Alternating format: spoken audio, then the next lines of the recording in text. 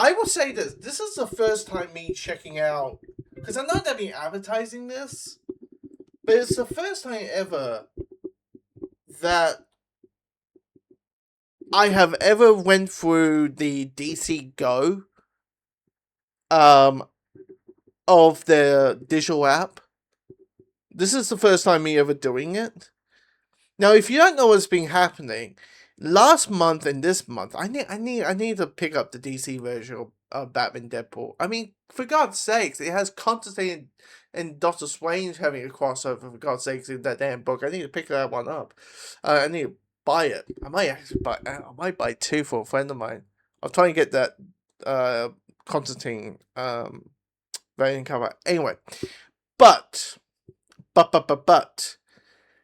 DC and Marvel have decided to do exclusives for a limited time through their digital apps. So for Marvel, they're doing Thor and Shazam, which I won't lie, as much as I'm willing to read all the crossovers, that's not one I'm kind of washing myself to read. Like Thor and Shazam, like I'm happy to watch the movies, but they're not as they're not really my go-to characters. While even the ones I go, oh, that might be interesting to, interested to see a crossover with these guys. But for DC, through the DC Universe Affinity app, is Fantastic Four. Sorry, the Flash and the Fantastic Four, and this is a fun story. It's a fun story. I went this morning when I found this out. This was a thing. And by the way, if you want to know what the DC Go thing, like if I hold on a second, it's you scroll up and down instead of left to right. That's what you do. They have fun with it. Definitely when you have a character who has switchy powers, they have fun with the concept of this.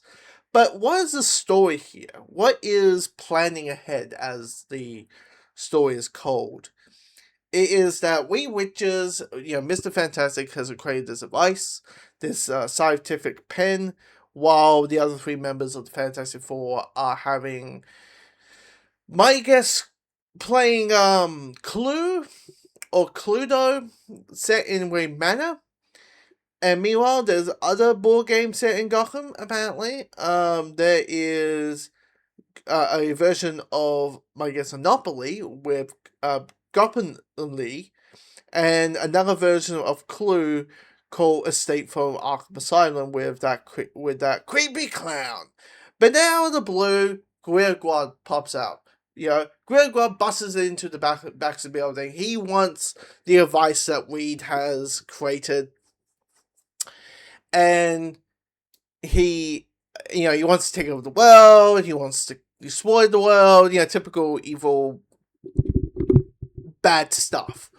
But Flash shows up, and after round one, things don't go so well.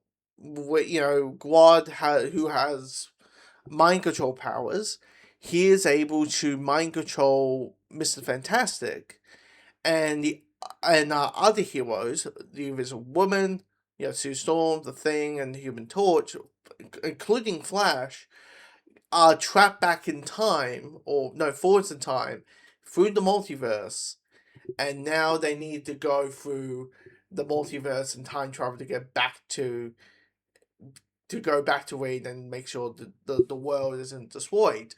And it's a fun read. It's absolutely a fun read. Look, it's not the most like fantastic thing.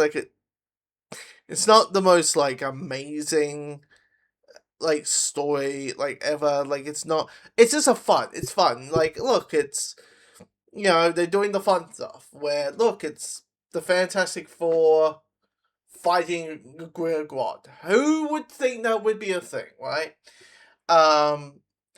You have you have cameos. This is what I talk about with the fun of the powers, that kind of stuff. That. Anyway, but it's not that there's cameos from the Reverse Flash, there's little cameos of like Impulse and Jake Garrick and Wally when Wally was Flash.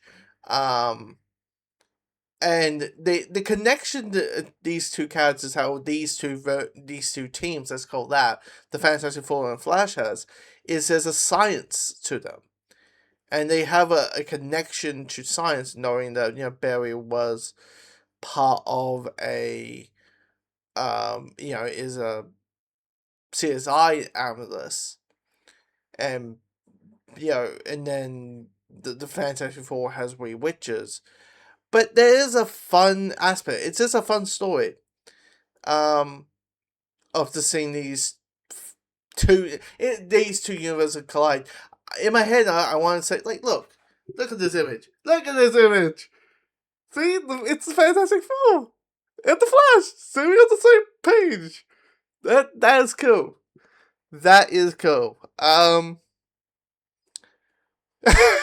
And I couldn't help but laugh at the end. How they what happens to Quad at the end? I couldn't help but laugh over what happens in the end. But it's a fun story. It's written by Gemini Adams, art by butchering their name. Apologies. Alan Jerez. Colors by Ruo Family Jr., letters by Joss Reed, and the editors, my guess, one for Marvel and one for DC. Once again, it's limited time. So if you have the app, and by the way, get the DC Infinity app. I highly recommend to people who do want to get into comics, or because they'll give you some recommendations. And also, there's the Absolute Universe that's just started like a couple of years ago. Like right now, I'm seeing I'm seeing advertisements for Absolute Flash number 8. We're on I don't know where we are on Batman. Absolute Wonder. No, Absolute Wonder Woman. And that. But Master Manhunter, they give you complete stories, and it's you only need to wait like a month for the new book versus the next issue. I highly recommend getting this. If you really want to dive into DC and you don't mind reading things digitally. But anyway, if you have read it, comment below. Let me know your thoughts.